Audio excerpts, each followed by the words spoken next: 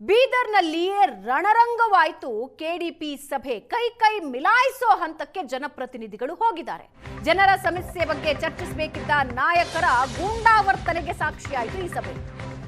Bidar KDP ಸಭೆಯಲ್ಲಿ ಕೈ ಮಿಲಾಯಿಸಿದ್ದಾರೆ ಶಾಸಕರು. ಶಾಸಕ ಸಿದ್ದು ಪಾಟೀಲ್, ಎಂಎಲ್ಸಿ ಭೀಮರಾವ್ ಪಾಟೀಲ್ ಫೈಟ್ ನಡೆದಿದೆ. ಕೈ ಮಿಲಾಯಿಸಿ ಫೈಟ್ ಮಾಡಿದ್ದಾರೆ ಶಾಸಕ ಸಿದ್ದು ಪಾಟೀಲ್ ಹಾಗೂ ಭೀಮರಾವ್. ಎಂಎಲ್ಸಿ ಭೀಮರಾವ್ ಅರಣ್ಯ ಭೂಮಿ ಒತ್ತುವರಿ ವಿಚಾರವಾಗಿ ಶಾಸಕ ಮತ್ತು ಎಂಎಲ್ಸಿ ಗಲಾಟೆ ಮಾಡಿಕೊಂಡಿದ್ದು, ಶಾಸಕ ಸಿದ್ದು ಪಾಟೀಲ್ ಮೇಲೆ ಕಾಂಗ್ರೆಸ್ ಎಂಎಲ್ಸಿ ಏಕಾಏಕಿ ಹಲ್ಲೆಗೆ ಮುಂದಾಗಿದ್ದಾರೆ. ಸಚಿವ ಈಶ್ವರ್ ಖಂಡ್ರೆನೂ ಕೂಡ ತಳ್ಳಿ ಭೀಮರಾವ್ ಹಲ್ಲೆಗೆ ಮುಂದಾದರು. ಹುಮ್ನಾಬಾದ್ನಲ್ಲಿ ಅರಣ್ಯ ಭೂಮಿ ಒತ್ತುವರಿಯಾಗಿದೆ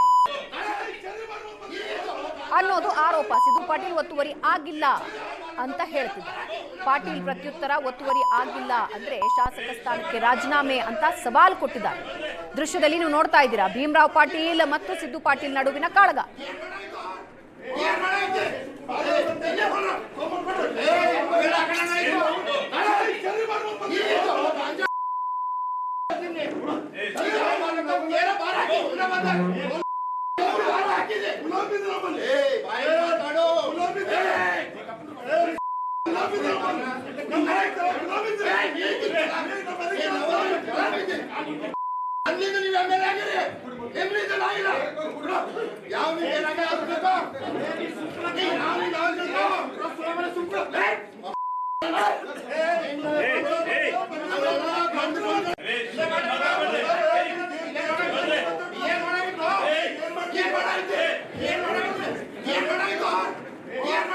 ಬೀದರ್ ಕೆಡಿಪಿ ಸಭೆಯಲ್ಲಿ ಶಾಸಕ ಸಿದ್ದು ಪಾಟೀಲ್ ಹಾಗೂ ಎಂಎಲ್ಸಿಗಳ ನಡುವೆ ಸಾಕಷ್ಟು ಕೂಡ ಕೈ ಮಿಲಾಯಿಸುವಂತ ಕೂಡ ಹೋಗಿತ್ತು. ಈ ಬಗ್ಗೆ ಮಾತಾಡೋದಕ್ಕೆ ಶಾಸಕರು ಕೂಡ ಇಲ್ಲೇ ಇದ್ದಾರೆ. ಈಗಾಗಲೇ ಇವತ್ತೇನು ನಮ್ಮ ಉಸ್ತುವಾರಿ ಸಚಿವರ ಒಂದು ಅಧ್ಯಕ್ಷತೆಯಲ್ಲಿ ಕೆಡಿಪಿ ಸಾಮಾನ್ಯ ಸಭೆ ನಡೀತಾ ಇತ್ತು. ಆ ಒಂದು ಸಭೆಯಲ್ಲಿ ನಾವು ಲಾಸ್ಟ್ ಟೈಮ್ ಏನು ಮೀಟಿಂಗ್ನಲ್ಲಿ ಕ್ವಶನ್ ಕೇಳಿದ್ದೆವು, ಅದರ ಅನುಪಾಲನಾ ವರದಿ ಬಗ್ಗೆ ನಾವು ಮಾತಾಡ್ತಾ ಇದ್ದೆವು. ಅದ್ರ ಬಗ್ಗೆ ನಾನು ಈ ಒಂದು ಸಭೆಯ ಅಧ್ಯಕ್ಷರು ಉಸ್ತುವಾರಿ ಸಚಿವರಿದ್ದಾರೆ, ನಮ್ಮ ಅಧಿಕಾರಿಗಳು DC ಮೇಡಮ್ ಅವರಿದ್ದಾರೆ. ಅವರಿಗೆ ನಾನು ಲಾಸ್ಟ್ ಟೈಮ್ ಕೇಳಿದ್ದಕ್ಕೆ ಏನು ಆನ್ಸರ್ ತಾವು ಕೊಟ್ಟಿಲ್ಲ, ಅದಕ್ಕಾಗಿ ಅದ್ರ ಬಗ್ಗೆ ನನಗೆ ತಾವು ಆನ್ಸರ್ ಕೊಡ್ರಿ ಅಂತ ಕೇಳಿದೆ. ಆದರೆ ಇಲ್ಲಿಂದ ಏನು MLCಗಳು ಭೀಮರಾವ್ ಪಾಟೀಲ್ ಆಗಲಿ ಚಂದ್ರಶೇಖರ್ ಪಾಟೀಲ್ ಆಗಲಿ, ನಾನು ಅವ್ರಿಗೆ ಪ್ರಶ್ನೆ ಕೇಳಿದ್ದು ಏನೊಂದು ಚಿಕ್ಕಪೇಟೆ ಸರ್ವೆ ನಂಬರ್ ಲೇಔಟ್ ಇದೆ, ಅದು ಕಾನೂನು ಬಾಹಿರವಾಗಿ ಮಾಡಿದ್ದಾರೆ. ಗೊತ್ತಾ, ಆ ಒಂದು ಸಿಖ್ ಸಮಾಜಕ್ಕೆ ಒಂದು ಟ್ರಸ್ಟಿಗೆ ಸೇರಿದದು ಭೂಮಿ ಇದೆ. ಆದರೆ ಅಲ್ಲಿ ಯಾರ್ಯಾರೋ ಬಂದು ಅದು ಪ್ರೈವೇಟಾಗಿ ಮಾರ್ತಾಯಿದ್ದರು. ಆ ಜನರಿಗೆ ಅನ್ಯಾಯ ಆಗ್ತಾಯಿದೆ ಅಂತ ನಾನು ಪ್ರಶ್ನೆ ಮಾಡಿದೆ. ಏನು ಲೇಔಟ್ ಕಾನೂನು ಬಾಹಿರ ಮಾಡಿದೆ ಅಂತ ಈಗಾಗಲೇ ಮೊನ್ನೆ ಬೂಡನಲ್ಲಿ ಕೂಡ ಮೀಟಿಂಗ್ನಲ್ಲಿ ಕೂಡ ಪ್ರೊಸೀಡಿಂಗು ಕೂಡ ಆಗಿದೆ. ಇದರಲ್ಲಿ 4 ನ್ಯೂನತೆಗಳಿದೆ. ನಾನು ಅವ್ರಿಗೆ ಕೇಳಿದೆ, ಇವು ನ್ಯೂನತೆಗಳು ಇಟ್ಕೊಂಡು ಲೇಔಟ್ ಅಪ್ರೂವಲ್ ಹೆಂಗೆ ಕೊಟ್ಟಿದ್ರಿ? ಅದು ನನ್ನ ಹಕ್ಕಿದೆಯಲ್ಲ ಕೇಳೋದು. ಮತ್ತು ಇವ್ರು ಯಾರು MLC ಅವ್ರು ನನಗೆ ಕೇಳೋಕ್ಕೆ ಏನು ಆನ್ಸರ್ ಕೊಡಬೇಕಂತಂದ್ರೆ ಈ ಅಧಿಕಾರಿಗಳು ಕೊಡಬೇಕು, ಉಸ್ತುವಾರಿ ಸಚಿವರು ಅಧ್ಯಕ್ಷರು ಅವರು ಕೊಡಬೇಕು. ಆದರೆ ಇವ್ರು ಮಾತಾಡಿ ಯಾವುದಕ್ಕೋ ಒಯ್ದು ಹುಮ್ನಾಬಾದಾಗ ಹಾಗಾಗಿದೆ, ಇದು ಹಿಂಗಾಗಿದೆ, ಇವರಿಗೆ ಅದಕ್ಕೆ ಏನು ಸಂಬಂಧ? ನನ್ನ ಪ್ರಶ್ನೆ ಈಗ ಇಬ್ಬರ ನಡುವಿನ ಗಲಾಟೆ ಯಾಕೋ ಹಳೆಯ ನಿಮ್ಮ ದ್ವೇಷದ ಈ ಒಂದು ವೇದಿಕೆ ಆಯ್ತಾ ಅಂತ ಕೇಳಿ. ನಮ್ಗೆ ಯಾವುದೂ ಕೂಡ ದೇಶವೇ ಇಲ್ಲ, ಏನೂ ಇಲ್ಲ. ನಮಗೇನು ಬೇಕು ಅಭಿವೃದ್ಧಿ ಬಗ್ಗೆ ಚರ್ಚೆ ಮಾಡ್ತಾ ಇದ್ದೆವು. ಎಲ್ಲಿ ಅನ್ಯಾಯ ಆಗ್ತಾಯಿದೆ ಅದ್ರ ವಿರುದ್ಧವಾಗಿ ಅಧಿಕಾರಿಗಳು ಕ್ರಮ ವಹಿಸ್ಬೇಕಂತ ನಾವು ಮಾತಾಡಿದೆ. ನಾನು ಅವ್ರ ಮೂತಿನೂ ಕೂಡ ನೋಡ್ಲಿಕ್ಕೆ ಹೋಗಿಲ್ಲ. ಅವರು ನಾನು ಕ್ವಶನ್ ಕೇಳಿದ್ರಾಗ ಅವ್ರು ಯಾಕೆ ಇಂಟರ್ಫರೆನ್ಸ್ ಆಗಬೇಕು? ಅವರು ಇದ್ರಲ್ಲಿ ಯಾಕೆ ಹಸ್ತಕ್ಷೇಪ ಮಾಡಬೇಕು? ಅವರು ಕೂಡ ಇದ್ರಲ್ಲಿ ದುಡ್ಡು ತುಂಬಿದಾರೆ ಅಂತ ತೋರಿಸ್ಕೊಡ್ತಾ ಇದೆ. ನಿಮಗೆ ವಿತ್ ಪ್ರೂಫ್ ಕೊಡ್ತೀನಿ. ಅವ್ರ ಮಗ ಅಂತ ಅಭಿಷೇಕ್ ಪಾಟೀಲ್ ಎಂಬವರು ಅದನ್ನು DDನೂ ಕೊಟ್ಟಿದ್ದಾರೆ, ಡೆವಲಪ್ಮೆಂಟ್ ಮಾಡಿ ಆ ಲೂಟಿ ಹೊಡೆದಂಥ ಮಾಡೋ ಸಲಕ್ಕಿಂದ ಇವತ್ತು ಅವರಿಗೆ ಇದು ಎಲ್ಲ ಕೂಡ ಹೊರಗೆ ಬರ್ತದಂತ ಇವತ್ತು ಅವ್ರಿಗೆ ಬೇನೆ ಆಗ್ತಾ ಇದೆ. ಮತ್ತೇನು ಕೂಡ ಇಲ್ಲ ಇದರಲ್ಲಿ. ಸರ್, ಒಬ್ಬ ಜನಪ್ರತಿನಿಧಿಗಳು ಕೈ ಮಿಲಾಯಿಸುವಂಥಕ್ಕೆ ಕೆಡಿಪಿ ಅಧಿಕಾರಿಗಳ ಮುಂದೆ ಉಸ್ತುವಾರಿ ಸಚಿವರ ಮುಂದೆ ಹೋಗ್ತಾ ಇದ್ದಾರೆ. ಇದು ಜನಗಳಿಗೆ ಯಾವ ರೀತಿಯಾದ ಮೆಸೇಜ್ ಹೋಗುತ್ತೆ ಅಂತ ಈಗಾಗಲೇ ತಾವು ನೋಡಿ, ನಾನು ಅವ್ರ ಮೂತಿನೂ ಕೂಡ ನೋಡಿಲ್ಲ. ಅವರೇ ನನಗೆ ಏಕವಚನಲ್ಲಿ ಬೈದುರ. ಅವ್ರದ್ದು ಎಲ್ಲಿ ಸೀಟ್ ಬಿಟ್ಟು ನನ್ನ ಸೀಟಿನ ಹತ್ರ ನನಗೆ ಕೈ ಮಾಡ್ಲಿಕ್ಕೆ ಬಿಟ್ಟಿರೋ ನಾನು ಸುಮ್ಮನೆ ಕುಂಡಿರ್ಬೇಕು. ಅವಾಗೆ ನನ್ನ ಸೆಲ್ಫ್ ಪ್ರೊಟೆಕ್ಷನ್ ನಾನು ಮಾಡ್ಕೋಬೇಕೇ ಅಲ್ಲ? ಅವರೇ ಬಂದು ಎದ್ದು ನೋಡಿದ್ರಲ್ಲ, ವಿಡಿಯೋದಲ್ಲಿ ಇದೆ ನೋಡಿ. ಅವ್ರ ಚೇರ್ಲಿಂದ ನಾ ಎಲ್ಲಿ ಚೇರ್ ಕುಂತೀನಿ ಅಲ್ಲೇ ಬಂದಿದ್ರು. ಇವತ್ತು ನಮ್ಮ ಪೊಲೀಸ್ ಎಲ್ಲ ಅಧಿಕಾರಿಗಳು ಬಂದು ಅದಕ್ಕೆ ಮಧ್ಯಸ್ಥಿಕೆ ಮಾಡಿ ತಿಳಿಗೊಳಿಸಿರ್ತೀವಿ ಗೊತ್ತಾ. ಬಳ್ಳಾರಿಯಲ್ಲಿ ಕೂಡ ಶಾಸಕರ ಮನೆ ಮೇಲೆ ದಾಳಿ ಆಯಿತು, ಇಲ್ಲಿ ಕೂಡ ಶಾಸಕರ ಮೇಲೆ ಕಾಂಗ್ರೆಸ್ನವರ ಪರಿಷತ್ ಸದಸ್ಯರು ಕೂಡ ಜಗಳಕ್ಕೆ ಬರ್ತಿದ್ದಾರೆ. ಇದು ಏನು ಅರ್ಥ ಸರ್? ಏನಾಗಿದೆ ಅಂತಂದ್ರೆ, ಯಾವಾಗ ನಾನು ಈ ಹುಮ್ನಾಬಾದ್ ಕ್ಷೇತ್ರದ ಶಾಸಕ ಆಗಿ ನೋಡಿ ಅವ್ರ 3 ಅಣ್ಣ ತಮ್ಮರಿಗೆ ಜೀರ್ಣ ಆಗ್ತಾ ಇಲ್ಲ. ಯಾವಾಗಾರ ಏನೋ ಮಾಡಬೇಕು ಅದಕ್ಕೆ ಜಗಳ ತೆಗಿಬೇಕು. ಲಾಸ್ಟ್ ಟೈಮು ತಾವು ಕೂಡ KDP ಮೀಟಿಂಗ್ನಲ್ಲಿ ನೋಡಿದ್ರಿ, ಶಾಸಕರ ಒಂದು ಅಧ್ಯಕ್ಷತೆಯಲ್ಲಿ ನಡೆದಾಗ MLCಗಳು ಹೇಳ್ತಾರೆ ಶಾಸಕರ ಹತ್ತಿರ ಶೇರಿ ವಾಸನೆ ಬರ್ತಾ ಇದೆ ಅಂದ್ರೆ ಇವ್ರ ಇಂಟೆನ್ಷನ್ ಏನಿದೆ? ಏನು ಇಂಟೆನ್ಷನ್ ಇದೆ? ಇವರು ಎಲ್ಲ ಕಡೆ ಹಾಳು ಮಾಡಬೇಕು. ಅವ್ರ ಸಮಯದಲ್ಲಿ ಅಲ್ಲ ಹಾಳಾಗಿದ್ದಿತ್ತಲ್ಲ ಅದೇ ಥರ ಈಗೂ ಕೂಡ ಇರಬೇಕು. ಇವತ್ತು ನನಗೇನು ಜನರು ಆಶೀರ್ವಾದ ಮಾಡಿದಾರ, ಸರ್ಕಾರ ಮ್ಯಾಗ ಒತ್ತಡ ಏರಿ ಅಭಿವೃದ್ಧಿ ಕಡೆ ತೊಗೊಂಡು ಹೋಗ್ತಾ ಇದ್ದಿಲ್ಲ, ಅವರಿಗೆ ಸಹಿಸ್ಲಕ್ಕಾಗ್ತಾ ಇಲ್ಲ. ಇದೇ ಲೇಔಟ್ ವಿಚಾರವಾಗಿ ನಿಮ್ಗೆ ಅವ್ರು ಸವಾಲು ಹಚ್ಚಿದ್ರು, ನಾನು ಕೂಡ MLC ಸ್ಥಾನಕ್ಕೆ ರಾಜೀನಾಮೆ ಕೊಡ್ತೀವಿ ಅಂತ ಹೇಳಿದರು. ನೀವು ಕೂಡ ಸವಾಲು ಹಚ್ತೀರಿ, ಒಂದು ವೇಳೆ ಇದು ಸುಳ್ಳಾದರೆ ನಾನು ಕೂಡ ರಾಜೀನಾಮೆ ಕೊಡ್ತೀನಿ ಅಂತೇಳಿ. ಈ ಮುಂದಿನ ದಿನಗಳಲ್ಲಿ ಏನು ಸರ್ ಅವ್ರಿಗೆ ಸವಾಲು ಆಗ್ತಾರೆ? 100% ಹೇಳ್ತಾ ಇದ್ದೀನಿ. ನಾನು ಯಾವ್ದು ಮಾತು ಕೊಟ್ಟಿನಿ ಅದಕ್ಕೆ ಬದ್ದಿದ್ದೀನಿ ಗೊತ್ತಾ. ಅದರಲ್ಲಿ ಈಗಾಗಲೇ ನಿಮಗೆ ಎಲ್ಲ ಪ್ರೆಸ್ದವರಿಗೂ ಕೂಡ ನಾನು ಕಾಪಿ ಕೊಡ್ತೀನಿ.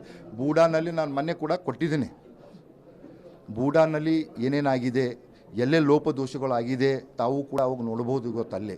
ನಾನು ಒಂದು ಪ್ರಶ್ನೆ ಆಯ್ತದು ಇರ್ಲದು, ಟ್ರಸ್ಟ್ ಜಾಗ ಇದೆ, ಇವರ ಮೈನಾರಿಟಿ ಇದ್ದಾರಾ, ಆ ಟ್ರಸ್ಟಿಗೆ ಇವ್ರಿಗೇನು ಸಂಬಂಧ? ಟ್ರಸ್ಟಿಗೆ ಇವ್ರಿಗೇನು ಸಂಬಂಧ? ಅದ್ರ ಬಗ್ಗೆದಾಗ ಇವ್ರಿಗೆ ಯಾಕೆ ಇದು ಆಗ್ತಾ ಇದೆ?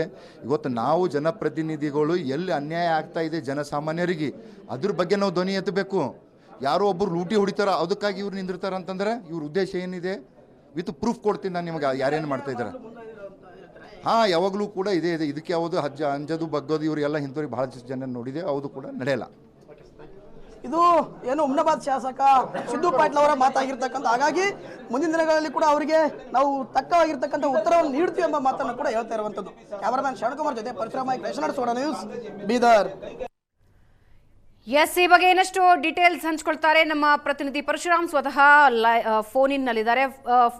ಪರಶುರಾಮ್, ಈಗಷ್ಟೇ ಮಾತಾಡಿದ್ರಿ, ಶಾಸಕರು ಏನು ಸಮಸ್ಯೆ ಅನ್ನೋದನ್ನ ಹೇಳಿದ್ರು. ಆದರೆ ಈ ಬೈದಾಟ, ಕೈ ಮಿಲಾಯಿಸೋ ಹಂತಕ್ಕೆ ಏನೋ ವೈಯಕ್ತಿಕ ದ್ವೇಷ ಅಥವಾ ವೈಯಕ್ತಿಕ ಅಸಮಾಧಾನಗಳು ಹಿಂದೆ ಇದ್ವು, ಅದು ಇವಾಗ ಸ್ಫೋಟ ಆಯಿತು ಅಂತ ಅನಿಸ್ತಿದೆ.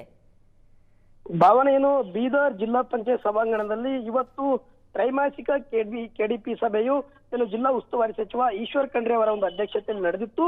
ಈ ಒಂದು ಆರಂಭದಲ್ಲೇ KDP ಮೀಟಿಂಗ್ ಆರಂಭವಾಗದಂತೆ ಅಂದ್ರೆ ಒಂದು ಗಂಟೆ ಒಳಗಡೆಯಾಗಿ ಒಂದು ಲೇಔಟ್ ಅಕ್ರಮವಾಗಿ ನಿರ್ಮಾಣವಾಗಿದೆ ಅಂದ್ರೆ ಬೀದರ್ ನಗರದಲ್ಲಿ, ಅದು ಕೂಡ ಕೆಲವೊಂದಿಷ್ಟು ಪಟ್ಟಭದ್ರ ಹಿತಾಸಕ್ತಿಗಳನ್ನು ಅಕ್ರಮವಾಗಿ ನಿರ್ಮಾಣ ಮಾಡಿದ್ರೆ ಈ ಬಗ್ಗೆ ಕಳೆದ KDP ಸಭೆಯಲ್ಲಿ ಕೂಡ ನಾನು ಪ್ರಶ್ನೆಗಳನ್ನು ಕೇಳಿದ್ದೆ. ಮುಂದಿನ KDP ಸಭೆಯಲ್ಲಿ ಅದಕ್ಕೆ ಉತ್ತರವನ್ನು ಒದಗಿಸ್ತೀವಿ ಅಂತ ಹೇಳಿ ಸ್ವತಃ ಏನು ಉಸ್ತುವಾರಿ ಸಚಿವರು ಹೇಳಿದ್ರು ಹಾಗೂ ಅಧಿಕಾರಿಗಳು ಹೇಳಿದ್ರು. ಆ ಒಂದು ನಿಟ್ಟಿನಲ್ಲಿ ನಾನು ಈ ಒಂದು ಪ್ರಶ್ನೆಯನ್ನು ಕೇಳಿದ್ದೀನಿ ಎಂಬ ಮಾತನ್ನು ಕೂಡ ಸಿದ್ದು ಪಾಟೀಲ್ ಅವರು ಹೇಳಿದ್ರು. ಆದ್ರೆ ಆ ಒಂದು ಪ್ರಶ್ನೆಗೆ ಕಾಂಗ್ರೆಸ್ MLC ಭೀಮರಾವ್ ಪಾಟೀಲ್ ಅವರು ಸಿಟ್ಟಿಗೆ ಹೇಳ್ತಾರೆ, ಅದು ಯಾವುದೇ ಕಾರಣಕ್ಕೂ ಕೂಡ ಅಕ್ರಮ ಲೇಔಟ್ ನಿರ್ಮಾಣವಾಗಿಲ್ಲ.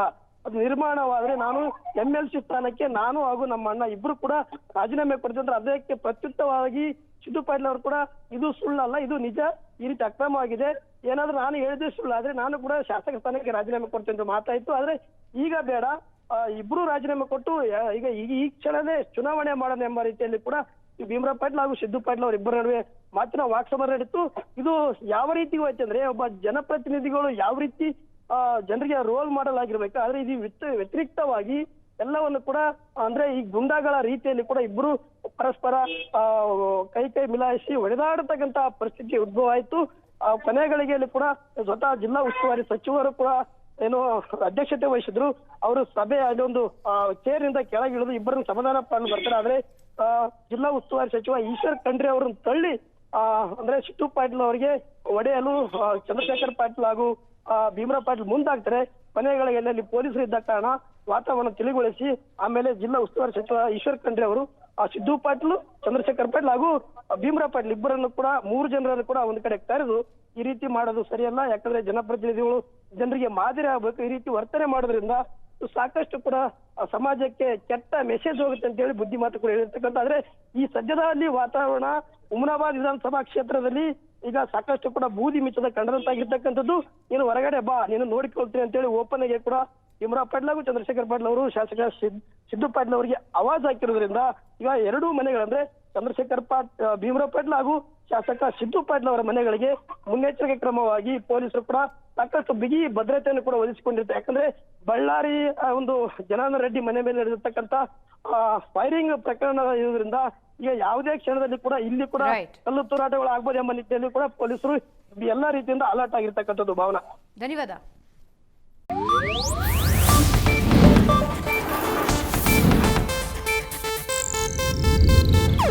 ಇದು ಏಷ್ಯಾನೆಟ್ ನ್ಯೂಸ್ ನೆಟ್ವರ್ಕ್ ಪ್ರಸ್ತುತಿ.